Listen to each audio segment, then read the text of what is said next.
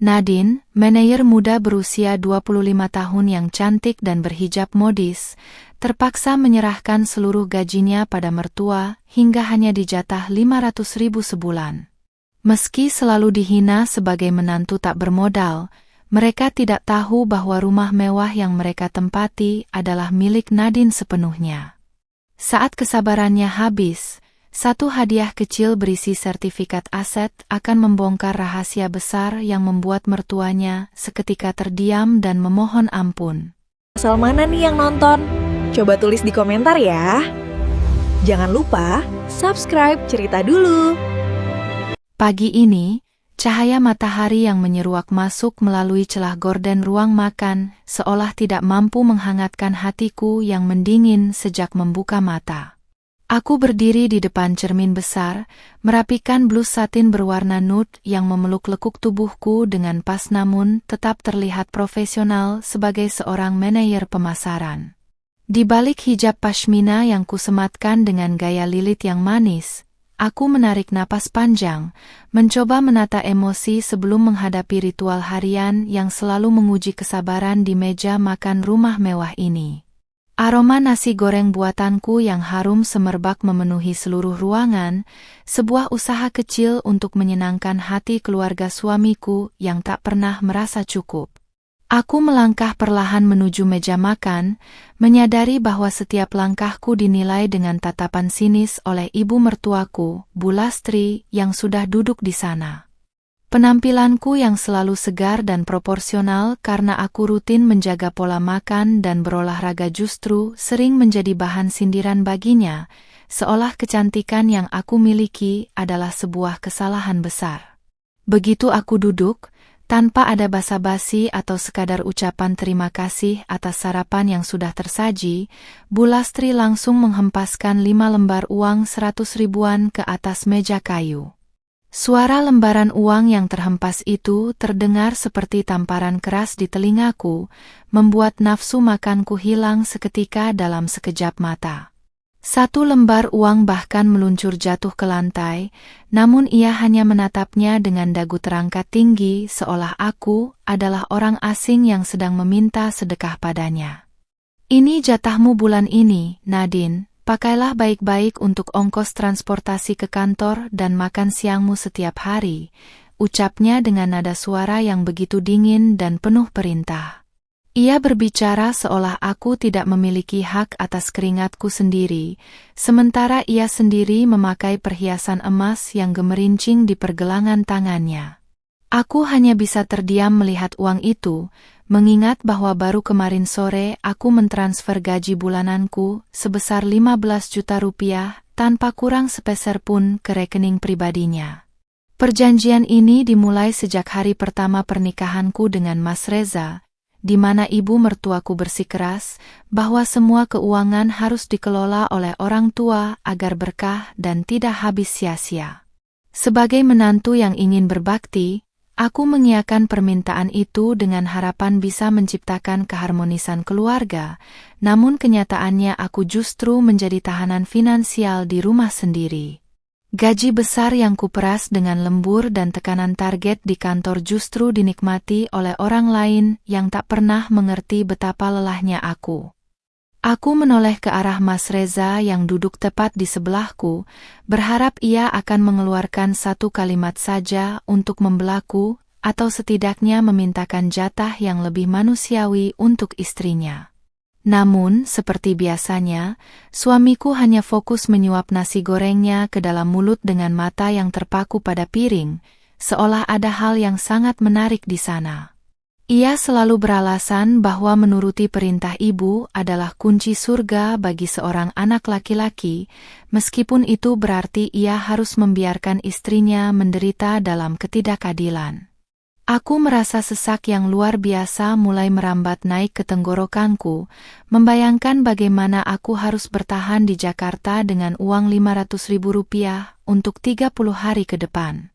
Biaya transportasi umum, makan siang dengan klien, hingga kebutuhan pribadi yang mendesak tidak mungkin bisa tertutupi dengan jumlah yang sangat tidak masuk akal itu. Di kantor aku dihormati sebagai manajer yang cerdas dan kompeten, tetapi begitu menginjakkan kaki di rumah ini, harga diriku seolah dihancurkan hingga menjadi butiran debu. Bu Lastri kemudian melirik ke arah tasku yang bermerek namun sudah berusia 3 tahun, lalu kembali mencemooh dengan tatapan tajam dari ujung kepala hingga ujung kaki. Kamu itu sudah cantik, badanmu juga bagus seperti model, tidak perlu beli baju-baju mahal lagi yang hanya membuang uang keluarga, cetusnya dengan sinis. Kata-katanya menyiratkan bahwa aku harus terus tampil sempurna tanpa modal, sementara ia bebas membelanjakan uangku untuk kebutuhan arisan dan barang-barang mewah yang ia inginkan setiap minggu. Dengan tangan yang sedikit gemetar, aku membungkuk untuk memungut selembar uang 100 ribuan yang jatuh di lantai tadi, merasakannya di ujung jariku sebagai pengingat akan pengorbanan yang tak dihargai. Aku memaksa diriku untuk tersenyum tipis, sebuah senyuman yang kupelajari untuk menutupi badai yang sedang berkecamuk di dalam dadaku agar tidak ada yang curiga. Mereka semua mengira aku adalah wanita lemah yang bisa dikendalikan selamanya, tanpa menyadari bahwa kesabaranku sudah mencapai titik didih yang paling maksimal. Aku memasukkan uang itu ke dalam dompetku yang hampir kosong, lalu berpamitan dengan suara setenang mungkin meskipun jantungku berdegup sangat kencang. Di dalam kepalaku, aku sudah mulai menyusun rencana besar, sebuah langkah strategis yang akan mengubah jalannya permainan ini dan membongkar semua kepalsuan mereka. Saat aku melangkah keluar rumah, aku berjanji pada diriku sendiri bahwa ini adalah bulan terakhir aku membiarkan diriku direndahkan, karena satu rahasia besar tentang rumah ini segera akan aku ungkapkan. Aku melangkah keluar dari rumah dengan perasaan yang masih berkecamuk, namun aku segera menegakkan punggungku saat menaiki transportasi umum menuju kantor. Meskipun hatiku sedang hancur karena hanya dijatah 500 ribu, aku menolak untuk terlihat menyedihkan di depan publik. Aku merapikan hijab pashmina yang kubentuk dengan aksen layering yang manis, menonjolkan wajahku yang segar meski tanpa polesan riasan yang berlebihan. Blus yang kukenakan hari ini memang mengikuti lekuk tubuhku dengan proporsional, memberikan kesan elegan dan profesional yang selalu berhasil membuat rekan kerjaku terpukau setiap kali aku melintas di koridor kantor. Sesampainya di kantor, aku langsung disambut oleh setumpuk dokumen dan jadwal rapat yang padat, sebuah rutinitas yang biasanya menjadi pelarianku dari tekanan di rumah. Sebagai seorang manajer pemasaran di usia 25 tahun, aku dituntut untuk selalu tampil prima dan memiliki ide-ide brilian untuk meningkatkan target perusahaan setiap bulannya. Rekan-rekan kerjaku sering memuji betapa beruntungnya suamiku memiliki istri yang tidak hanya cantik dan body goals, tapi juga memiliki otak yang encer. Mereka tidak pernah tahu bahwa di balik kesuksesan yang tampak dari luar ini, aku harus memutar otak sedemikian rupa hanya untuk sekadar membeli makan siang yang layak. Siang harinya, ponselku bergetar berkali-kali karena notifikasi dari grup WhatsApp keluarga besar Mas Reza yang dipenuhi dengan foto-foto belanjaan ibu mertuaku. Bu Lastri baru saja mengunggah foto beberapa pasang sepatu mewah dan tas kulit terbaru yang ia beli di mall pusat kota dengan bangganya. Self-reward setelah lelah mengurus rumah, tulisnya di kolom keterangan foto, sebuah kalimat yang membuat dadaku terasa seperti tertusuk duri tajam. Aku tahu persis bahwa uang yang ia gunakan untuk berbelanja itu adalah uang bonus penjualanku yang baru saja cair 2 hari yang lalu, yang jumlahnya hampir setara dengan harga motor baru. Tak lama kemudian, adik iparku yang bernama Sandra mengirimkan pesan pribadi kepadaku dengan nada yang sangat tidak sopan dan penuh tuntutan. Ia memintaku untuk membelikannya sebuah gaun pesta mahal, karena dia ingin tampil memukau di acara pernikahan temannya minggu depan. Kak Nadine kan manajer, pasti uang simpanannya banyak, jangan pelit-pelit sama adik sendiri, apalagi penampilan kakak selalu mewah begitu, tulisnya tanpa rasa bersalah sedikit pun. Aku menghela napas panjang, menatap saldo rekeningku yang kini benar-benar hanya tersisa angka minimalis, karena semuanya telah berpindah tangan ke rekening ibunya. Sore harinya saat aku baru saja tiba di rumah, aku melihat Sandra sedang mencoba salah satu jilbab koleksiku di depan cermin ruang tamu dengan kasar. Ia tidak hanya memakai jilbabku tanpa izin, tapi juga mengomentari bahan dan modelnya dengan kalimat yang sangat merendahkan hatiku sebagai pemiliknya. Yah, model begini sih sudah pasaran di Tanah Abang. Kak Nadine seleranya payah banget kalau urusan baju, pantas saja cuma bisa kasih uang sedikit ke ibu, ucapnya sambil tertawa sinis saat melihatku masuk ke dalam rumah. Rasanya harga diriku sebagai seorang kakak ipar dan sebagai wanita yang bekerja keras seolah diinjak-injak di rumahku sendiri. Aku mencoba tetap tenang dan mengambil jilbab itu dari tangannya dengan gerakan lembut namun tegas, meskipun kemarahanku sudah hampir meluap ke ubun-ubun. Aku menjelaskan bahwa pakaian yang kukenakan bukan soal harga, melainkan bagaimana cara membawakannya dengan penuh percaya diri dan tetap menjaga kesopanan sebagai wanita berhijab. Namun, Sandra justru mencibir dan mengatakan bahwa hijabku hanya kedok untuk menutupi kemiskinanku yang sebenarnya, karena aku tidak pernah terlihat membeli barang bermerek baru belakangan ini. Ia tidak menyadari bahwa semua barang mewah yang ia dan ibunya pakai saat ini adalah hasil dari keringat dan air mataku selama bertahun-tahun. Suasana semakin memanas ketika Bu Lastri muncul dari dapur dan membela anak kesayangannya itu dengan nada suara yang melengking tinggi. Beliau menuduhku sebagai menantu yang tidak tahu terima kasih karena sudah diberikan tempat tinggal yang mewah dan nyaman secara gratis. Kamu itu jangan sok cantik di depan kami, Nadine. Penampilanmu yang modis itu tidak ada gunanya kalau tidak bisa berkontribusi lebih besar untuk kebutuhan rumah tangga ini, bentak Bu Lastri. Aku hanya bisa terpaku di tempatku berdiri, merasa sangat ironis karena rumah mewah yang mereka banggakan ini sebenarnya berdiri di atas namaku sepenuhnya tanpa mereka ketahui. Mas Reza yang baru pulang kerja hanya berdiri mematung di ambang pintu, melihat perdebatan itu tanpa niat sedikit pun untuk melerai atau menenangkan ibunya. Ia justru berjalan menghampiriku dan berbisik pelan agar aku mengalah saja dan memberikan apa yang diinginkan oleh Sandra agar rumah kembali tenang. Sudahlah Nadine. Mengalah pada ibu dan adikku tidak akan membuatmu miskin, kan kamu masih bisa cari uang lagi di kantor, ucapnya dengan enteng. Kalimat itu benar-benar mematahkan sisa-sisa harapanku pada suamiku, menyadarkanku bahwa aku benar-benar berjuang sendirian di tengah keluarga yang parasit ini. Malam itu di dalam kamar, aku duduk terdiam di tepi tempat tidur sambil menatap pantulan diriku di cermin meja rias yang mulai terlihat lelah. Aku memperhatikan wajahku yang manis dan tubuhku yang masih terjaga dengan baik, menyadari bahwa aku terlalu berharga untuk terus diperlakukan seperti mesin pencetak uang yang tidak dihargai. Aku membuka laci paling bawah yang terkunci rapat, mengambil sebuah map berwarna biru yang berisi dokumen-dokumen penting yang selama ini kusembunyikan dengan sangat rapi. Di dalamnya terdapat sertifikat asli rumah ini dan bukti-bukti transfer gajiku selama 2 tahun terakhir yang selalu kucatat dengan sangat mendetail. Rencana yang sebelumnya hanya berupa bayangan di kepala, kini mulai terbentuk dengan sangat nyata dan sistematis sebagai langkah balasan yang setimpal. Aku akan membiarkan mereka berpesta di atas penderitaanku untuk beberapa waktu lagi, hingga saat yang tepat tiba untuk memberikan kejutan yang tak terlupakan. Aku merapikan kembali hijabku dan tersenyum tipis ke arah cermin, sebuah senyuman kemenangan yang akan segera menjadi kenyataan bagi siapapun yang berani meremehkanku.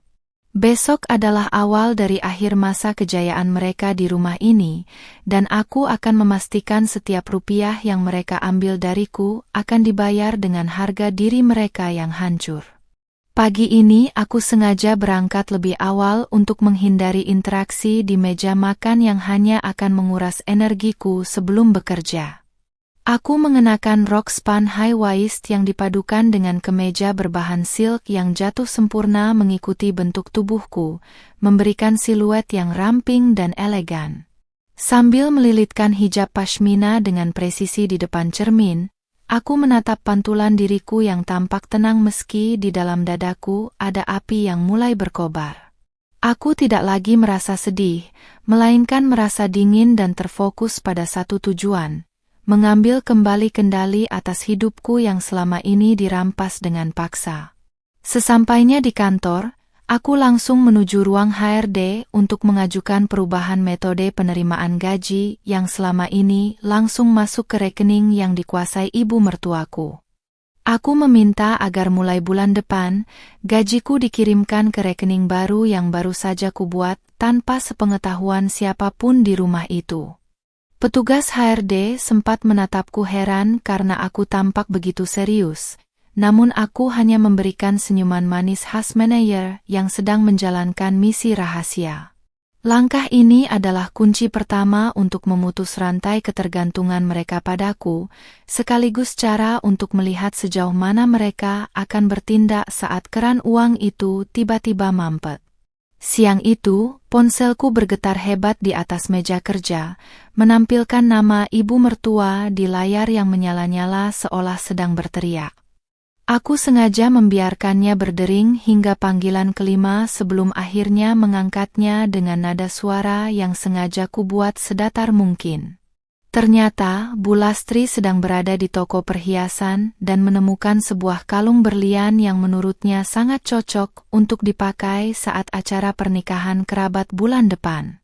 Ia menyuruhku untuk segera mengirimkan uang tambahan sebesar 10 juta rupiah, karena saldo di rekening bersama kami sudah menipis setelah ia berbelanja kemarin.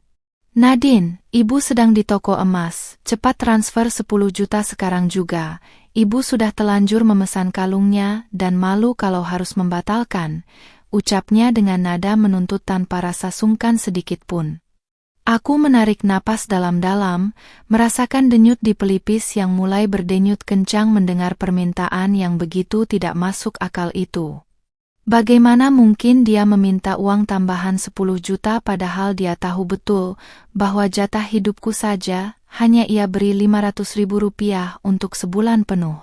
Keserakahannya benar-benar sudah melampaui batas kewarasan manusia normal, dan hari ini adalah saat yang tepat untuk memberikan sedikit perlawanan. Maaf Bu, tapi uang di rekening itu adalah seluruh gaji dan bonusku bulan ini. Aku tidak punya uang lagi selain itu, jawabku dengan suara yang tetap tenang namun tegas. Di seberang telepon, suara Bu Lastri mendadak meninggi hingga memekakkan telinga. Ia mulai memakiku dengan kata-kata kasar dan menyebutku menantu yang tidak berguna. Ia menuduhku menyembunyikan uang hasil lembur atau memiliki simpanan rahasia yang tidak dilaporkan kepadanya, seolah aku adalah seorang kriminal yang sedang diinterogasi. Aku hanya mendengarkan caci makinya dengan tatapan kosong ke arah jendela kantor, merasa semakin yakin bahwa keputusanku untuk memberontak adalah hal yang benar. Tak berselang lama setelah telepon ditutup, giliran Mas Reza yang menghubungiku dengan nada suara yang terdengar sangat panik sekaligus menyalahkanku.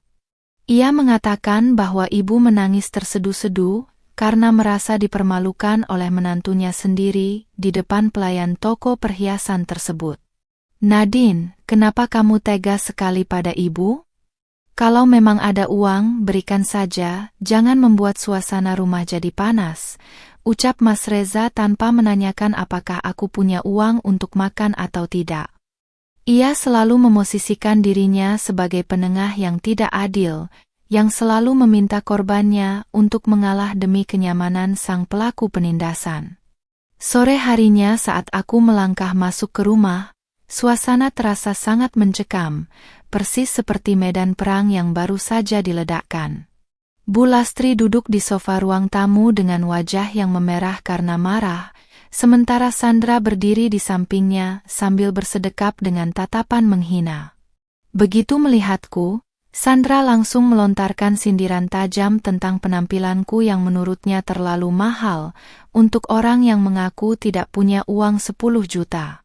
Gaya selangit, baju pas badan biar kelihatan cantik, tapi kasih uang buat mertua saja pelitnya minta ampun, dasar menantu plastik.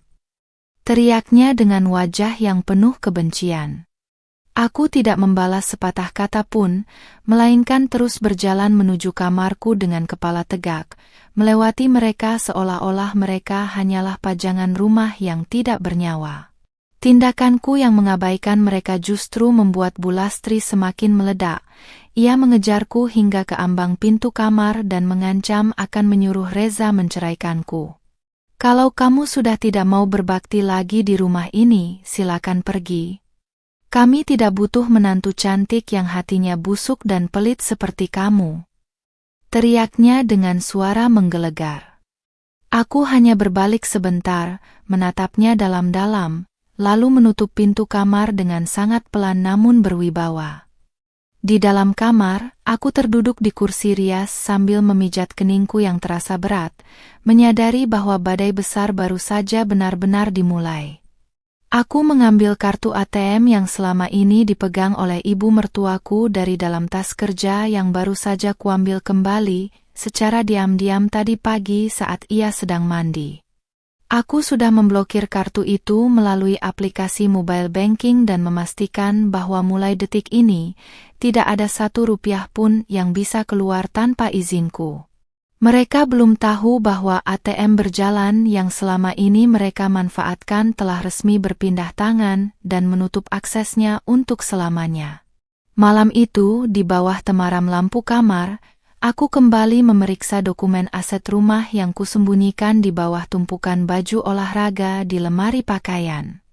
Aku tersenyum tipis membayangkan wajah mereka saat mengetahui bahwa rumah yang mereka tinggali dengan angkuh ini sebenarnya bukan milik Mas Reza atau warisan keluarga mereka.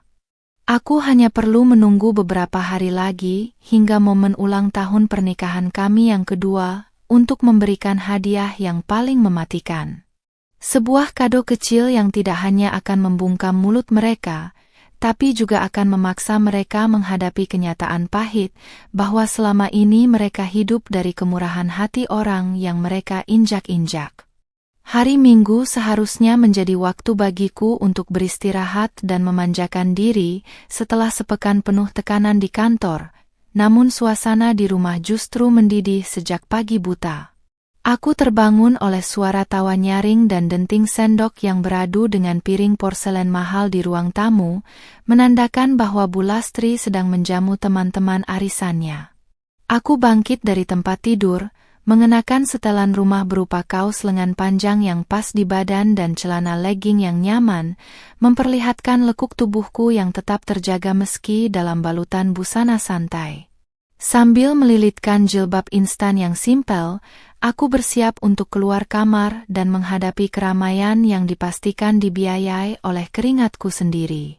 Begitu aku melangkah menuju dapur untuk mengambil minum, langkahku terhenti saat melihat hamparan makanan mewah dari restoran terkenal tertata rapi di atas meja makan. Ada tumpukan kotak kue premium, tumpeng besar dengan lauk pauk lengkap, hingga aneka buah-buahan impor yang harganya tentu tidak murah. Bu Lastri tampak sedang memamerkan tas baru yang ia beli kemarin kepada teman-temannya dengan wajah yang sangat sumringah. Ini semua menantuku yang siapkan, dia memang manajer hebat, uangnya tidak habis-habis untuk memanjakan mertuanya, ucapnya dengan nada sombong yang dibuat-buat, padahal aku sama sekali tidak tahu menahu soal pesanan ini. Hatiku terasa perih menyadari bahwa pesanan makanan sebanyak ini pasti menggunakan kartu ATM yang baru saja kublokir secara permanen tadi malam melalui aplikasi ponsel. Aku berjalan perlahan melewati ruang tamu, mencoba bersikap sopan dengan menganggukkan kepala kepada para tamu, meskipun tatapan mata mereka seolah sedang menilaiku dari ujung kepala hingga ujung kaki. Sandra, adik iparku, tampak sibuk mondar-mandir membantu menyajikan minuman sambil mengenakan salah satu bros berlian koleksiku yang ia ambil tanpa izin dari laci meja rias. Keberanian mereka untuk menjarah barang pribadiku dan menggunakan uangku tanpa konfirmasi benar-benar sudah mencapai tahap yang tidak bisa dimaafkan lagi. Benar saja, saat para tamu mulai asyik berbincang, ponselku bergetar karena pesan singkat dari kurir makanan yang sedang menunggu di depan gerbang rumah untuk pembayaran tagihan yang gagal diproses. Ternyata kartu ATM yang dipegang Bu Lastri telah ditolak oleh mesin EDC saat mereka mencoba melakukan pembayaran di tempat, membuat suasana di depan gerbang menjadi tegang. Bu Lastri tampak panik, ia buru-buru menghampiriku di dapur dengan wajah yang berubah pucat sekaligus emosional, seolah aku adalah pelayan yang melakukan kesalahan fatal. "Nadine, cepat ke depan. Kartu ATM-nya kenapa tidak bisa dipakai? Malu-maluin ibu saja di depan teman-teman." Bentaknya dengan suara tertahan agar tidak terdengar tamu. Aku menatapnya dengan tenang, tanpa ada rasa takut sedikit pun, sambil menyesap segelas air putih dengan perlahan seolah-olah tidak ada hal mendesak yang terjadi.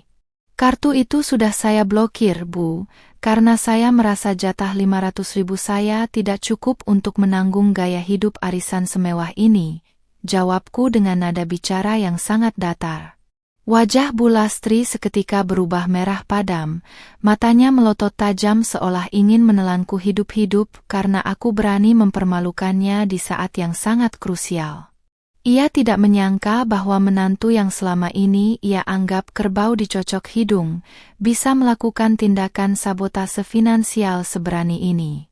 Sandra yang ikut menyusul ke dapur langsung ikut campur dan menunjuk-nunjuk wajahku dengan penuh kemarahan, menyebutku sebagai wanita yang tidak tahu diri dan tega merusak reputasi keluarga. "Kamu tahu tidak berapa harga diri ibu yang dipertaruhkan di depan teman-temannya? Dasar menantu miskin harta tapi sombong," teriaknya dengan suara yang mulai meninggi. Aku hanya tersenyum tipis. Sebuah senyuman yang penuh dengan sindiran, membuat Sandra semakin meledak-ledak hingga beberapa teman arisan Bu Lastri mulai melongokkan kepala ke arah dapur dengan rasa penasaran. Inilah awal dari kehancuran citra mertua idaman yang selama ini dibangun Bu Lastri dengan menggunakan uang hasil kerja kerasku. Mas Reza yang baru saja bangun tidur dan masih mengenakan kaos oblong tampak bingung melihat kekacauan yang terjadi antara istri, ibu, dan adiknya di area dapur. Alih-alih menanyakan duduk perkaranya, ia justru langsung memintaku untuk segera menyelesaikan masalah pembayaran itu, agar ibu tidak malu di depan tamu-tamunya. "Nadine, tolonglah, pakai uang pribadimu dulu kalau kartunya bermasalah. Jangan buat keributan di hari arisan begini," ucapnya dengan nada memohon yang membuatku merasa mual. Suamiku sendiri lebih peduli pada gengsi ibunya daripada martabat istrinya yang selama ini sudah diinjak-injak hingga titik terendah. Akhirnya, aku melangkah ke depan gerbang dan membayar tagihan makanan itu dengan uang tunai yang memang sudah kusiapkan dari sisa dana daruratku, namun aku memastikan untuk menyimpan struknya sebagai bukti tambahan. Saat aku kembali ke dalam, Bu Lastri mencoba merebut kembali kartu ATM dari tanganku, namun aku dengan cepat memasukkannya ke dalam saku celanaku yang ketat. "Mulai sekarang, semua pengeluaran rumah ini harus melalui persetujuan saya. Tidak ada lagi belanja mewah atau arisan tanpa sepengetahuan saya," tegasku di hadapan mereka bertiga. Keheningan seketika menyelimuti ruangan itu, hanya terdengar suara napas Bu Lastri yang memburu karena menahan amarah yang luar biasa. Sepanjang sore itu, suasana arisan menjadi sangat canggung karena Bu Lastri tidak lagi bisa membusungkan dada seperti sebelumnya. Ia tampak gelisah dan terus memberikan tatapan maut kepadaku. Aku justru merasa sangat lega. Aku duduk di teras belakang sambil menikmati udara sore, membiarkan mereka sibuk dengan prasangka dan kemarahan mereka masing-masing. Aku tahu bahwa tindakanku hari ini akan memicu peperangan yang lebih besar, namun aku sudah siap dengan segala konsekuensinya demi mendapatkan kembali kemerdekaanku. Kekuatan ekonomi yang selama ini aku serahkan secara cuma-cuma, kini telah resmi kembali ke genggamanku, dan itu adalah senjata yang sangat kuat. Sebelum tidur, aku mencatat semua kejadian hari ini di dalam buku agenda harianku yang tersembunyi, mendata setiap rupiah yang mereka paksa keluarkan dariku hari ini. Aku menatap sertifikat rumah yang masih tersimpan rapi, merasa bahwa waktu untuk pindah dan meninggalkan semua racun ini sudah semakin dekat di depan mata. Aku melihat pantulan wajahku di cermin, wajah seorang wanita cantik berhijab yang kini tidak lagi menyimpan kesedihan, melainkan keberanian yang membara. Satu kado lagi, dan kalian semua akan tahu siapa yang sebenarnya memegang kendali di rumah ini, bisikku pelan sebelum mematikan lampu kamar. Senin malam ini rumah kembali ramai, namun bukan karena arisan, melainkan karena kedatangan kerabat jauh Mas Reza dari kampung yang ingin menumpang menginap. Aku baru saja pulang kantor dengan wajah lelah, masih mengenakan rok pensil dan blazer yang menonjolkan siluet tubuhku yang ramping dan terjaga. Sambil meletakkan tas kerja, aku berusaha menyapa para tamu dengan sopan, meskipun aku bisa merasakan aura permusuhan yang dipancarkan oleh Bu Lastri dari sudut ruangan. Sejak kejadian pemblokiran kartu ATM kemarin, ia tampak sedang menyusun strategi baru untuk menjatuhkan mentalku di depan orang banyak. Begitu aku bergabung di ruang tengah untuk sekadar berbasa-basi, Bu Lastri langsung membuka percakapan dengan nada suara yang sengaja dikeraskan agar didengar semua orang. Ia mulai menceritakan betapa sulitnya memiliki menantu yang terlalu modern dan tidak mengerti cara berbakti kepada orang tua menurut versinya. Beginilah kalau punya menantu manajer, sibuk pamer kecantikan dan badan bagus di kantor, tapi di rumah sendiri pelitnya minta ampun bahkan untuk urusan perut mertua, sindirnya sambil melirik ke arahku dengan tajam. Para tamu hanya terdiam canggung, tidak tahu harus merespons apa atas serangan verbal yang begitu mendadak itu. Sandra, yang duduk di samping ibunya, tidak mau ketinggalan untuk ikut menyudutkanku dengan menambahkan bumbu-bumbu kebohongan yang sangat menyakitkan hati. Ia mengatakan kepada para tamu bahwa selama ini akulah yang hidup menumpang di rumah mewah ini tanpa memberikan kontribusi apapun bagi keluarga. Iya tante, Kak Nadine ini cuma menang tampang saja, jilbabnya memang modis tapi hatinya dingin, semua gajinya dipakai buat perawatan diri sendiri sementara ibu harus ngirit setiap hari, ucap Sandra dengan wajah tanpa dosa. Aku mengepalkan tangan di balik lipatan baju, mencoba menahan emosi yang nyaris meledak mendengar fitnah keji itu. Aku menoleh ke arah Mas Reza, berharap ada satu kata pembelaan darinya untuk membersihkan namaku di depan saudara-saudaranya yang kini mulai menatapku dengan sinis. Namun, lagi-lagi suamiku hanya terdiam sambil pura-pura sibuk dengan ponselnya, seolah-olah ia tidak mendengar istrinya sedang difitnah secara membabi buta. Sikap pengecutnya benar-benar membuatku muak. Ia lebih memilih menjaga kedamaian semu dengan ibunya daripada membela kebenaran yang sudah jelas di depan mata. Saat itulah aku menyadari bahwa cinta saja tidak akan pernah cukup untuk mempertahankan pernikahan yang sudah tidak memiliki rasa hormat lagi. Karena merasa tidak ada gunanya berdebat, aku berdiri dan berniat masuk ke dapur untuk mengambil makan malam yang sederhana, karena aku sudah tidak punya nafsu makan yang besar. Namun, Bu Lastri menghalangi langkahku dan sengaja memperlihatkan isi kulkas yang hampir kosong kepada tamu-tamunya sebagai bukti bahwa aku tidak mengurus rumah. Lihat ini, stok makanan habis karena uang belanja yang biasanya ibu kelola tiba-tiba diputus sepihak oleh Nadine. Dia ingin kami semua kelaparan di rumah ini, teriaknya dramatis hingga beberapa kerabat mulai berbisik-bisik. Fitnah ini benar-benar keterlaluan, padahal merekalah yang menghabiskan uang jutaan rupiah hanya untuk pamer saat arisan kemarin. Dengan suara yang sangat tenang namun berwibawa, aku akhirnya memutuskan untuk bicara di depan semua tamu agar kebenaran tidak terkubur begitu saja di bawah kebohongan mereka.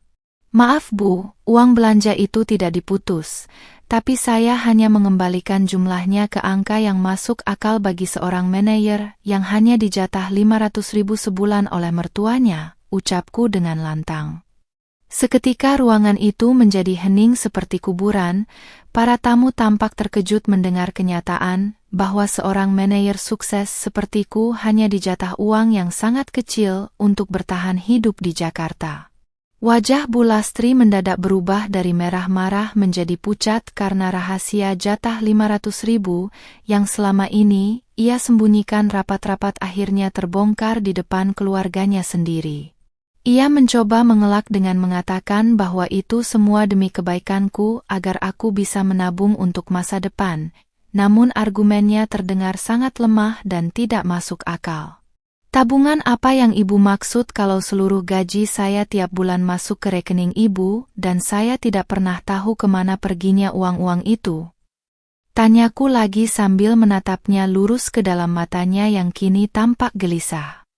Sandra mencoba membela ibunya dengan berteriak bahwa aku adalah menantu yang tidak punya sopan santun karena berani mendebat orang tua di depan umum. Namun, salah seorang bibi dari pihak Mas Reza justru menimpali dengan suara yang penuh rasa penasaran dan mulai meragukan cerita Bu Lastri selama ini. Lo Lastri, kalau gaji Nadine 15 juta per bulan kamu ambil semua, berarti rumah mewah dan mobil ini dibayar pakai uang Nadine semua dong? Tanya bibi tersebut yang membuat suasana semakin panas dan tidak terkendali. Pertanyaan itu adalah lubang yang paling dihindari oleh Bu Lastri karena ia selalu mengaku bahwa ini adalah hasil kerja keras anaknya, Reza. Mas Reza akhirnya berdiri dan mencoba membawaku masuk ke dalam kamar agar keributan ini tidak semakin panjang dan memalukan citranya sebagai kepala keluarga. Namun, aku menepis tangannya dengan kasar dan memilih untuk tetap berdiri di ruang tengah, memberikan pernyataan penutup yang membuat mereka semua terdiam. Kalian bisa memfitnah saya sesuka hati, tapi ingat, kebenaran punya caranya sendiri untuk muncul ke permukaan, dan saat itu terjadi, jangan pernah meminta ampun pada saya, ucapku sebelum akhirnya melangkah pergi dengan anggun menuju kamarku. Di dalam kamar, aku bisa mendengar suara perdebatan hebat masih berlanjut di ruang tengah antara kerabat-kerabat itu dengan Bu Lastri yang terus berusaha membela diri dengan kebohongan baru. Aku duduk di tepi tempat tidur, merasakan jantungku yang masih berdegup kencang namun ada perasaan puas yang tak tergambarkan karena akhirnya aku berani bicara. Aku mengambil ponselku dan memesan layanan pindahan untuk minggu depan secara online, menyiapkan langkah terakhir yang akan benar-benar menghancurkan kesombongan mereka. Rahasia tentang kepemilikan rumah ini akan menjadi kado terakhir yang kuberikan tepat sebelum aku melangkah keluar dari pintu rumah ini untuk selamanya. Setelah ketegangan di depan para tamu semalam, suasana rumah berubah menjadi sangat dingin dan penuh kecurigaan. Aku sengaja mengambil cuti sehari dari kantor untuk menuntaskan segala administrasi yang selama ini tertunda akibat kesibukanku mengejar target perusahaan. Dengan mengenakan kaos rumahan berbahan spandex yang nyaman namun tetap memperlihatkan lekuk tubuhku yang proporsional, aku mengunci diri di dalam ruang kerja kecil yang terletak di sudut lantai 2. Di ruangan inilah, aku menyimpan semua rahasia yang tidak pernah diketahui oleh Mas Reza maupun ibu mertuaku yang serakah itu selama 2 tahun terakhir. Ruang kerja ini adalah tempat perlindunganku, satu-satunya area di rumah ini di mana Bu Lastri tidak berani masuk karena aku selalu menguncinya rapat-rapat. Di dalam lemari besi kecil yang tersembunyi di balik tumpukan buku-buku manajemen, aku mengeluarkan sebuah laptop cadangan yang berisi rekam jejak keuangan rumah tangga kami yang sebenarnya. Selama ini, mereka mengira aku hanya seorang manajer yang patuh, padahal aku telah mencatat setiap sen yang mereka habiskan dari keringatku, lengkap dengan tanggal dan kategori pengeluarannya. Data ini akan menjadi senjata yang tak terbantahkan saat aku melayangkan tuntutan, atau sekadar memberikan pelajaran terakhir bagi mereka. Sambil membetulkan letak jilbab instanku yang sedikit miring, Aku mulai memindai dokumen asli pembelian rumah ini yang dilakukan 3 tahun lalu, tepat sebelum aku menikah dengan Mas Reza. Rumah ini dibeli atas namaku sepenuhnya menggunakan uang hasil warisan almarhum ayahku dan tabungan pribadiku selama bekerja di luar negeri. Mas Reza saat itu hanya membantuku mengurus proses administrasinya, namun entah bagaimana, ia membiarkan ibunya percaya bahwa rumah ini adalah hasil kerja kerasnya sebagai anak laki-laki kebanggaan. Kebohongan yang dipelihara selama bertahun-tahun ini sudah waktunya untuk meledak dan menghancurkan benteng kesombongan mereka. Tiba-tiba, suara ketukan keras di pintu membuatku tersentak, disusul oleh suara cempreng Sandra yang memintaku keluar untuk membersihkan sisa makanan tamu semalam. "Kak Nadine, jangan sok sibuk di dalam. Itu piring kotor di dapur menumpuk, jangan mentang-mentang cuti terus mau jadi nyonya besar di sini."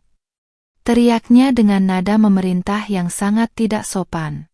Aku memejamkan mata sejenak, menghirup napas dalam-dalam untuk menekan amarah yang mulai naik ke ubun-ubun, lalu mematikan layar laptop dengan cepat. Sikap Sandra yang semakin melunjak ini benar-benar mencerminkan didikan ibunya yang merasa bahwa menantu adalah pelayan tanpa upah. Aku membuka pintu dan mendapati Sandra berdiri dengan wajah masam sambil memegang ponsel mahal yang lagi-lagi dibeli menggunakan uang bonusku bulan lalu. Aku menatapnya dengan pandangan yang begitu tajam hingga ia sedikit mundur satu langkah, seolah-olah ia baru saja melihat sisi lain dariku yang belum pernah ia temui. "Kalau kamu punya tangan dan kaki yang sehat, bersihkan sendiri. Saya bukan pembantu yang bisa kamu suruh-suruh sesuka hati hanya karena kamu malas," ucapku dengan nada dingin yang menusuk. Sandra tampak kaget dan hendak membalas, namun aku langsung menutup pintu kembali dan menguncinya sebelum ia sempat mengeluarkan makian barunya. Aku kembali duduk di meja kerja, kini fokus pada amplop coklat besar yang berisi surat perjanjian pranikah yang sebenarnya pernah kami bicarakan, namun Mas Reza selalu menghindar untuk menandatanganinya secara resmi di depan notaris. Meskipun begitu, bukti kepemilikan aset tetap berada di tanganku secara hukum yang sah di negara ini, dan tidak ada satupun dari mereka yang bisa menggugatnya. Aku tersenyum kecut membayangkan betapa bodohnya aku dulu, karena terlalu mencintai Mas Reza, hingga membiarkan keluarganya menginjak-injak harga diriku demi apa yang kusebut sebagai pengabdian. Siang harinya, aku diam-diam menghubungi seorang agen properti terpercaya untuk menanyakan prosedur pengosongan rumah secara legal dan cepat tanpa melalui drama berkepanjangan. Agen tersebut menjelaskan bahwa sebagai pemilik sah, aku berhak meminta siapapun yang tidak berkepentingan untuk meninggalkan properti tersebut dalam waktu yang ditentukan. Aku mencatat semua poin penting itu, merasa bahwa setiap detik yang kuhabiskan di rumah ini kini terasa seperti investasi untuk kemerdekaanku di masa depan. Aku sudah menyiapkan mental untuk melihat mereka memohon-mohon saat surat pengosongan itu nantinya mendarat di atas meja makan ini. Dari jendela ruang kerja, aku melihat Bu Lastri baru saja pulang dengan membawa beberapa kantong belanjaan baru. Kemungkinan besar ia menggunakan kartu kredit tambahan yang diam-diam ia buat atas namaku. Amarahku kembali terpancing, namun aku segera menenangkannya dengan pemikiran bahwa ini adalah sedekah terakhir yang akan ia nikmati dariku sebelum jatuh miskin. Mereka benar-benar tidak menyadari bahwa setiap rupiah yang mereka gesek hari ini adalah paku terakhir yang mereka tancapkan pada peti mati reputasi mereka sendiri. Aku mematikan ponselku, menolak untuk menerima panggilan apapun agar konsentrasiku tidak terganggu dalam menyusun rencana eksekusi akhir. Mas Reza mencoba masuk ke ruang kerja sore itu dengan menggunakan kunci cadangan yang entah bagaimana ia dapatkan. Wajahnya tampak sangat kuyu dan penuh beban. Ia duduk di hadapanku tanpa berani menatap mataku, mencoba merayuku lagi agar aku mau mencairkan blokir rekening untuk membayar cicilan mobil yang sudah menunggak. "Nadine, Tolonglah sekali ini saja, aku malu kalau mobilnya ditarik leasing, itu kan mobil yang biasa kita pakai juga, rengeknya dengan suara yang terdengar sangat memuakkan di telingaku. Aku hanya menatapnya dengan rasa kasihan yang mendalam, bukan karena ia susah, tapi karena ia tidak memiliki tulang punggung sebagai seorang laki-laki. Aku berdiri, merapikan meja kerjaku dengan tenang, lalu memberikan jawaban yang membuatnya seketika terdiam dan mematung di tempat duduknya. Mobil itu atas namamu, maka cicilannya adalah tanggung jawabmu. Jangan pernah meminta uang sepeser pun padaku selama kamu tidak bisa menghargai istrimu di depan ibumu sendiri, tegasku. Aku melangkah keluar ruangan, meninggalkan Mas Reza yang terpaku lemas, menyadari bahwa mesin ATM miliknya kini benar-benar telah mati total. Di bawah sinar lampu lorong yang temaram, aku merasa langkahku semakin ringan, karena esok hari adalah awal dari rangkaian kejutan yang akan membuat mereka semua bungkam 1000 bahasa. Perubahan sikapku yang drastis ternyata mulai mengguncang ketenangan Mas Reza, pria yang selama ini menganggap kesabaranku sebagai sesuatu yang bisa ia eksploitasi selamanya. Pagi ini, ia tidak lagi berangkat terburu-buru, melainkan menungguku di depan pintu kamar dengan wajah yang tampak sembab dan gelisah. Aku keluar dengan setelan kantor serba hitam yang elegan, sebuah pensil skirt dan blazer pas badan yang mempertegas kesan tegas serta mandiri pada penampilanku. Hijab hitam yang kusematkan dengan bros perak kecil membuat wajahku terlihat lebih dingin, menunjukkan bahwa aku bukan lagi Nadine yang mudah luluh oleh kata-kata manis. Mas Reza mencoba meraih tanganku, namun aku dengan halus menghindar, pura-pura sibuk merapikan jam tangan di pergelangan tangan kiriku. Ia mulai meratap, mengatakan betapa beratnya tekanan yang ia terima dari ibu dan Sandra sejak semua akses keuangan kututup rapat-rapat. Nadine, apa kamu tidak merasa keterlaluan? Ibu sampai tidak mau makan karena merasa kamu kucilkan di rumah ini sendiri, ucapnya dengan nada menyalahkan yang sangat klise. Aku hanya menatapnya melalui pantulan cermin, merasa heran bagaimana ia masih bisa memikirkan nafsu makan ibunya sementara istrinya sendiri hampir gila karena tekanan finansial dan mental. Untuk pertama kalinya, Mas Reza mencoba bersikap manis dengan membawakan tas kerjaku hingga ke depan pintu rumah, sebuah pemandangan yang sangat langka selama 2 tahun pernikahan kami. Ia bahkan menawarkan diri untuk mengantarku ke kantor menggunakan mobil yang cicilannya sedang ia perjuangkan mati-matian agar tidak ditarik oleh pihak bank. Aku tahu ini hanyalah taktik agar aku merasa iba dan kembali membuka keran uang yang selama ini menghidupi gaya hidup mewah keluarganya. Namun, di balik wajah manis dan imutku ini, ada benteng baja yang sudah kualiri listrik. Aku tidak akan membiarkan siapapun masuk untuk menjarah lagi. Di dalam mobil, suasana terasa sangat canggung. Hanya terdengar suara radio yang memutar lagu-lagu melankolis yang seolah mengejek kondisi pernikahan kami yang diambang kehancuran. Mas Reza mulai menceritakan rencana-rencana masa depannya, tentang keinginannya untuk pindah dan hidup mandiri berdua saja denganku, janji yang sudah ia ucapkan ratusan kali namun tak pernah ada realisasinya. Aku janji, Nadine, setelah masalah hutang ibu selesai, kita akan cari kontrakan kecil dan keluar dari rumah ini, bisiknya sambil mencoba mencari simpati. Aku hanya tersenyum tipis. Sebuah senyuman pahit karena aku tahu dia hanya sedang berbohong untuk menenangkan badai yang aku ciptakan. Saat tiba di depan lobi kantorku, ia menatapku dengan tatapan memohon yang sangat mendalam, seolah mengharapkan aku akan memberikan sejumlah uang tunai untuk pegangannya hari ini. Aku membuka dompetku perlahan, membiarkan dia melihat tumpukan uang merah yang sengaja kupamerkan. Namun aku hanya mengambil selembar Rp50.000 saja. Ini untuk bensinmu hari ini, Mas. Jangan minta lebih karena aku harus menabung untuk keperluanku sendiri, ucapku sambil memberikan uang itu tepat di tangannya. Wajahnya seketika berubah kaku, ada rasa malu dan marah yang tertahan di matanya, namun ia tidak bisa berbuat apa-apa karena posisinya yang sedang terdesak.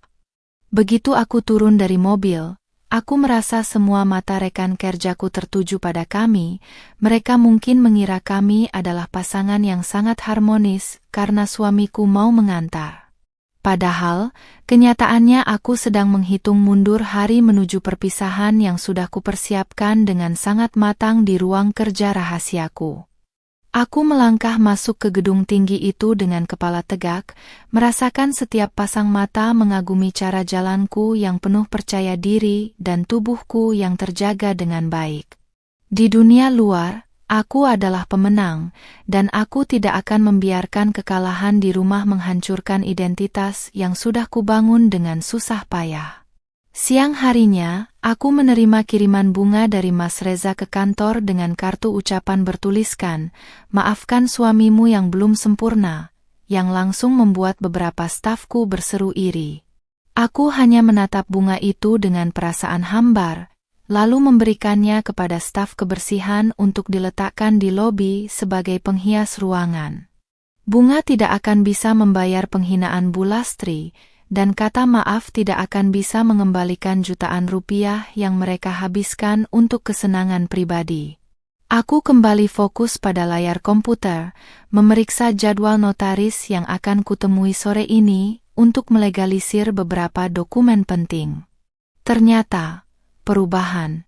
Mas Reza hanya bertahan hingga sore hari saja, karena begitu aku sampai di rumah, ia kembali bergabung dengan ibu dan adiknya untuk menekanku.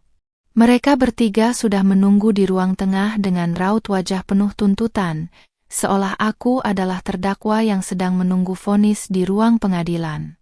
Mas Reza yang tadi pagi begitu lembut, kini kembali menjadi sosok pengecut yang diam 1000 bahasa saat ibunya mulai menghujatku dengan kalimat-kalimat kasar. "Bunga yang dikirim Reza tadi siang harganya mahal, Nadine. Kamu harus ganti uang itu ke dia sekarang juga," teriak Bu Lastri dengan logika yang benar-benar gila. Aku tertawa kecil. Tawa yang terdengar sangat meremehkan hingga membuat mereka semua tersentak kaget karena tidak pernah melihatku tertawa di tengah pertengkaran. Aku menyadari bahwa Mas Reza mengirim bunga itu menggunakan sisa uang di tabungan darurat yang ia curi dari laci meja riasku tadi pagi sebelum berangkat. Jadi bunga itu dibeli pakai uangku sendiri yang dicuri suamiku? Luar biasa sekali keluarga ini dalam hal seni menjarah, ucapku dengan nada yang penuh sindiran pedas. Wajah Mas Reza seketika memucat, rahasianya terbongkar di depan ibunya yang justru merasa tidak bersalah atas tindakan anaknya yang mencuri dari istri sendiri.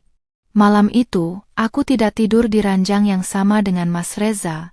Aku memilih mengunci diri di ruang kerja dengan membawa bantal dan selimut. Aku menatap kalender di layar ponselku, menandai bahwa besok adalah hari ulang tahun pernikahan kami yang kedua, sekaligus hari eksekusi rencana besarku. Tidak akan ada pesta, tidak akan ada makan malam romantis, yang ada hanyalah sebuah kado kecil yang akan membongkar semua kedok mereka. Aku mematikan lampu dengan senyum puas, membayangkan bagaimana wajah mereka saat menyadari bahwa seluruh kenyamanan yang mereka nikmati selama ini akan lenyap dalam hitungan menit. Pagi ini tepat 2 tahun sejak aku mengucapkan janji suci di depan penghulu, namun tak ada lagi debar bahagia yang tersisa di dadaku. Aku sengaja bangun lebih siang, membiarkan sinar matahari menerangi kamar yang kini terasa seperti penjara yang siap kutinggalkan. Aku mengenakan gaun panjang berbahan premium yang mengikuti lekuk tubuhku dengan elegan, dipadukan dengan hijab satin berwarna marun yang memberikan kesan berani dan dominan. Sambil memulas gincu berwarna senada, aku menatap pantulan wajahku yang cantik namun dingin. Hari ini aku bukan lagi menantu yang penurut, melainkan pemilik sah yang akan mengambil kembali haknya. Di ruang tengah, kulihat Bu Lastri dan Sandra sudah sibuk menata meja dengan makanan yang mereka beli secara berhutang di warung sebelah, berharap Mas Reza akan memberiku kejutan agar aku luluh. Mereka mengira dengan merayakan ulang tahun pernikahan ini, aku akan merasa bersalah dan kembali membuka akses rekening yang selama ini menjadi sumber kehidupan mereka. Selamat ulang tahun pernikahan, Nadine. Lihat, kami sudah siapkan pesta kecil. Jangan marah-marah terus ya. Malu sama tetangga kalau kita tidak rukun, ucap Bu Lastri dengan senyum palsu yang paling lebar yang pernah kulihat. Mas Reza datang menghampiriku sambil membawa sebuah kotak kecil yang ia beli entah dengan uang siapa lagi. Wajahnya tampak penuh harap seolah selembar perhiasan bisa menghapus 2 tahun penderitaan mental. Ia mencoba memeluk bahuku, namun aku segera menghindar dengan gerakan yang sangat anggun, membuat tangannya menggantung di udara dengan kikuk. Aku punya hadiah untukmu, Nadine. Semoga ini bisa membuat hubungan kita kembali manis seperti dulu, bisiknya dengan suara yang bergetar. Aku hanya menatap kotak itu tanpa minat, lalu berjalan menuju kursi utama di meja makan tanpa mengeluarkan sepatah kata pun. Begitu kami semua duduk, suasana yang tadinya berusaha dibuat ceria mendadak berubah menjadi kaku, karena aku hanya diam memandangi piringku. Sandra mulai merasa gerah dengan sikapku dan mulai melontarkan sindiran tajam seperti biasanya, merasa bahwa momen ini adalah waktu yang tepat untuk menekanku lagi. Kak Nadine ini benar-benar tidak tahu terima kasih ya, sudah disiapkan pesta begini masih saja pasang muka tembok. Pantas saja ibu sering bilang kalau kakak itu menantu yang tidak punya hati, cetusnya sambil menyuap potongan kue dengan kasar. Bu Lastri menimpali dengan nada yang lebih provokatif, menuduhku sebagai istri yang gagal karena tidak bisa menciptakan kebahagiaan di rumah meskipun karirku cemerlang. Ia mengatakan bahwa kecantikan dan kemolekan tubuhku sama sekali tidak ada artinya jika aku tidak bisa menyenangkan suami dan mertua dengan harta yang kumiliki. Kamu harusnya sadar, Nadine, semua kesuksesanmu itu karena doa dari ibu dan dukungan Reza, jadi wajar kalau semua uangmu itu milik keluarga ini, ucapnya dengan logika yang begitu menyesatkan hingga membuatku ingin tertawa kencang. Aku meletakkan sendokku dengan perlahan, menimbulkan denting halus yang seolah memutus semua igauan mereka tentang kekuasaan di rumah ini. Aku menatap mereka satu persatu, mulai dari Sandra yang rakus, Bu Lastri yang serakah, hingga Mas Reza yang pengecut, dengan tatapan yang sangat tajam dan mengintimidasi. Kalian bicara soal hak dan keluarga, tapi kalian lupa bahwa keluarga seharusnya saling melindungi, bukan saling menjajah secara finansial dan mental, ucapku dengan suara yang tenang namun bergetar karena amarah yang kutahan selama ini. Mas Reza mencoba meredakan suasana dengan memintaku berhenti bicara hal-hal yang sensitif di hari spesial ini, namun aku justru mengeluarkan sebuah amplop coklat dari balik tas kerjaku. Aku juga punya hadiah untuk kalian semua, sebuah hadiah yang akan memastikan bahwa setelah hari ini, tidak akan ada lagi perdebatan soal uang di rumah ini, kataku sambil meletakkan amplop itu di tengah meja. Mereka bertiga saling berpandangan dengan wajah bingung, mengira mungkin aku akhirnya menyerahkan sertifikat deposito atau aset tambahan untuk mereka kelola. Bu Lastri dengan tidak sabar langsung menyambar amplop tersebut dan merobeknya dengan kasar. Wajahnya tampak sangat antusias membayangkan angka-angka besar di dalamnya. Namun, saat ia menarik keluar isinya, ekspresinya berubah seketika. Matanya membelalak lebar dan tangannya mulai gemetar hebat saat membaca lembar demi lembar dokumen tersebut. Itu bukan cek uang, bukan pula deposito, melainkan surat somasi dan bukti kepemilikan aset tunggal atas rumah mewah yang selama ini mereka klaim sebagai milik mereka. Apa-apaan ini, Nadine? Kenapa namamu yang ada di sertifikat rumah ini? Ini kan rumah hasil kerja keras Reza. Teriak Bu Lastri dengan suara yang melengking hingga ke langit-langit rumah. Sandra ikut merampas kertas itu dan membacanya dengan wajah yang mendadak pucat pasi, menyadari bahwa selama ini mereka telah merundung orang yang sebenarnya membiayai atap di atas kepala mereka. Mas Reza hanya menunduk dalam-dalam. Ia tahu rahasia besar yang ia sembunyikan dari ibunya selama ini akhirnya terbongkar dengan cara yang paling memalukan. Aku berdiri dari kursi, merapikan hijabku dengan tenang, dan menatap mereka dengan sisa-sisa rasa hormat yang sudah mencapai titik nol. Kejutan yang sebenarnya adalah, kalian punya waktu 7 hari untuk mengosongkan rumah ini sebelum tim legal saya datang untuk mengunci gerbang, tegasku. Keheningan yang sangat pekat menyelimuti ruangan itu, hanya terdengar suara isak tangis Bu Lastri yang kini menyadari bahwa keserakahannya telah menghancurkan satu-satunya tempat tinggal yang ia banggakan. Aku melangkah pergi meninggalkan meja makan, merasa beban bertonton di pundakku akhirnya luruh bersamaan dengan air mata penyesalan yang mulai mengalir di wajah mereka. Suasana ruang makan yang tadinya penuh dengan kepalsuan kini berubah menjadi seperti medan perang yang baru saja dijatuhi bom atom. Bu Lastri masih memegang lembaran sertifikat itu dengan tangan gemetar, sementara wajahnya yang tadi angkuh kini tampak layu dan pucat pasi. Aku berdiri dengan tenang, merapikan blus satin yang sedikit berkerut, memperlihatkan postur tubuh yang tegak dan penuh kemenangan di hadapan mereka yang selama ini merendahkanku.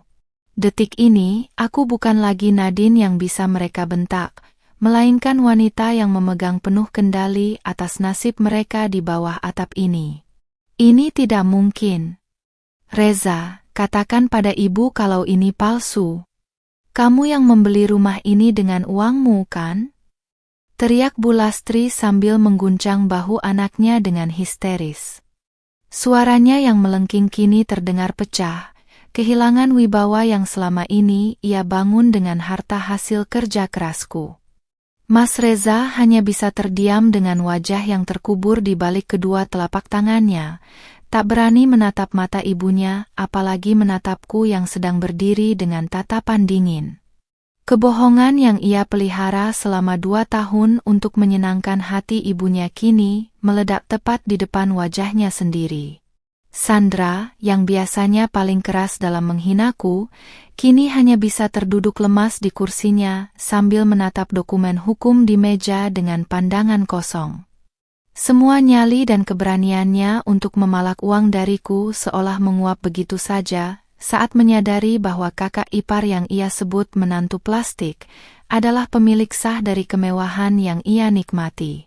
Ia melihatku dengan tatapan takut, menyadari bahwa satu keputusanku hari ini bisa membuatnya kehilangan kamar nyaman dan gaya hidup sosialitanya yang palsu dalam sekejap. Aku melangkah mendekat, mengambil kembali sertifikat itu dari tangan Bu Lastri dengan gerakan perlahan namun penuh penekanan, menunjukkan dominasiku yang mutlak. Selama 2 tahun aku diam saat kalian mengambil gajiku. Aku diam saat kalian menghinaku sebagai benalu, bahkan aku diam saat kalian menjatuhkanku di depan tamu, ucapku dengan suara rendah namun tajam. Setiap kata yang keluar dari mulutku terasa seperti belati yang menusuk kesombongan mereka, membuat ruangan yang luas itu terasa semakin sempit dan menyesakkan bagi mereka bertiga. Bu Lastri tiba-tiba berubah haluan. Ia mencoba memegang tanganku sambil menangis tersedu-sedu, memohon agar aku tidak mengusir mereka dari rumah yang selama ini ia banggakan kepada teman-teman arisannya. Nadine, maafkan ibu, nak. Ibu hilaf, tolong jangan usir kami. Kemana ibu harus pergi di usia tua begini? Rintihnya dengan nada yang sangat memuakkan. Aku menarik tanganku dengan cepat, merasa mual melihat perubahan sikap yang begitu drastis, hanya karena mereka menyadari bahwa sumber uang dan tempat berteduh mereka akan segera hilang. Mas Reza akhirnya mengangkat wajahnya, mencoba membelaku di depan ibunya, namun semuanya sudah terlambat dan terasa sangat hambar di telingaku. Ia memohon agar aku memberikan kesempatan kedua dan berjanji akan berubah. Namun aku hanya menatapnya dengan rasa kasihan yang mendalam terhadap karakternya yang lemah. Kamu punya 2 tahun untuk membelaku, Mas, tapi kamu memilih untuk diam. Sekarang, diamlah selamanya sementara aku mengurus sisa urusan kita. jawabku tanpa sedikit pun keraguan di dalam hati. Aku mengeluarkan sebuah kado kecil terakhir dari dalam tasku, sebuah kotak perhiasan mewah yang selama ini dikira Bu Lastri adalah hadiah untuknya sebagai tanda damai. Begitu kubuka, isinya bukanlah kalung berlian, melainkan kunci-kunci cadangan seluruh ruangan di rumah ini dan sebuah surat pernyataan pengosongan aset yang sudah dilegalisir notaris. Inilah hadiah yang benar-benar membuat mereka terdiam 1000 bahasa, sebuah bukti konkret bahwa masa kejayaan mereka sebagai penguasa palsu di rumah ini telah resmi berakhir hari ini. Aku sudah menyiapkan kontrakan kecil yang sudah dibayar untuk 3 bulan ke depan atas nama Mas Reza. Anggap saja itu sedekah terakhir dariku untuk pria yang pernah kucintai, lanjutku. Kalimat itu membuat harga diri Mas Reza sebagai laki-laki seolah diinjak hingga ke dasar bumi, namun ia tidak punya pilihan lain selain menerimanya, karena ia pun tak punya tabungan sepeser pun. Bu Lastri dan Sandra hanya bisa menangis sesenggukan, menyadari bahwa hidup mewah mereka akan segera berganti dengan kenyataan pahit di sebuah kontrakan sempit di pinggiran kota. Aku memutar tubuh, berjalan menuju tangga untuk mengambil koper yang sudah kusiapkan sejak semalam, membiarkan mereka meratapi nasib di meja makan yang penuh dengan makanan mewah yang belum sempat mereka nikmati. Langkah kakiku terasa sangat ringan, seolah beban berat yang selama ini menekan pundakku telah menguap bersama dengan amarah yang kini berubah menjadi ketenangan.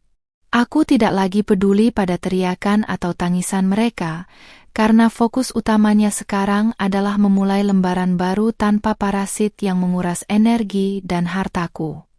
Sebelum benar-benar naik ke lantai atas, aku menoleh sekali lagi ke arah mereka yang tampak sangat kecil dan menyedihkan di ruang tengah yang megah itu. Besok pagi, aku ingin rumah ini sudah kosong. Jika tidak, tim pengacara dan keamanan akan datang untuk membantu kalian berkemas dengan cara yang kurang nyaman, ucapku menutup pembicaraan. Aku menutup pintu kamarku dengan rapat, menarik napas dalam-dalam, dan merasakan kemenangan yang sejati, bukan karena harta, tapi karena aku berhasil merebut kembali harga diriku yang sempat hilang. Pagi terakhir di rumah ini disambut dengan suasana yang jauh berbeda. Tidak ada lagi aroma nasi goreng atau suara perintah ketus dari ibu mertuaku. Aku berdiri di depan jendela besar kamar utama, mengenakan setelan tunik modern yang menonjolkan siluet tubuhku yang tinggi dan ramping, dipadukan dengan hijab voal premium berwarna hitam yang elegan. Sambil merapikan jam tangan, aku menatap halaman depan di mana sebuah truk pindahan kecil sudah terparkir, siap mengangkut barang-barang milik Mas Reza dan keluarganya menuju kehidupan baru mereka yang jauh lebih sederhana. Aku melangkah turun dengan koper kabin di tangan kanan, setiap ketukan hak sepatuku di atas lantai marmer terdengar, seperti hitungan mundur menuju kemerdekaan yang sesungguhnya. Di ruang tamu, kulihat kardus-kardus bertumpuk berantakan, berisi pakaian dan barang-barang yang selama ini mereka beli menggunakan uangku namun kini tampak kusam tanpa aura kemewahan. Bu Lastri duduk di sudut sofa yang sudah terbungkus plastik. Wajahnya tampak sangat kuyu dan matanya sembab karena menangis sepanjang malam, menyadari bahwa tahta palsunya telah runtuh sepenuhnya. Sandra tampak sibuk memasukkan tas-tas koleksinya ke dalam karung plastik besar dengan wajah yang masih menyimpan kekesalan, namun ia tidak lagi berani menatap mataku saat aku melintas. Tidak ada lagi sindiran tajam atau tawa mengejek, yang tersisa hanyalah keheningan yang menyesakkan dan rasa malu yang sangat dalam karena tertangkap basah sebagai parasit. Aku hanya melirik sekilas ke arahnya, merasa bahwa pelajaran ini sudah cukup untuk membuatnya sadar bahwa gaya hidup mewah tanpa kerja keras hanyalah fatamorgana yang bisa hilang kapan saja. Mas Reza menghampiriku dengan langkah gontai, ia mencoba bicara namun suaranya tercekat di tenggorokan, seolah semua kata maaf yang ia siapkan sudah tidak memiliki nilai lagi di mataku. Ia tampak jauh lebih tua dari usianya yang baru 28 tahun, dengan bahu yang merosot dan sorot mata yang kehilangan binar kepercayaan diri sebagai seorang laki-laki. Aku memberikan kunci kontrakan baru kepada suamiku itu, kunci menuju sebuah rumah petak yang akan menjadi ujian sesungguhnya bagi kemandirian dan rasa baktinya kepada sang ibu.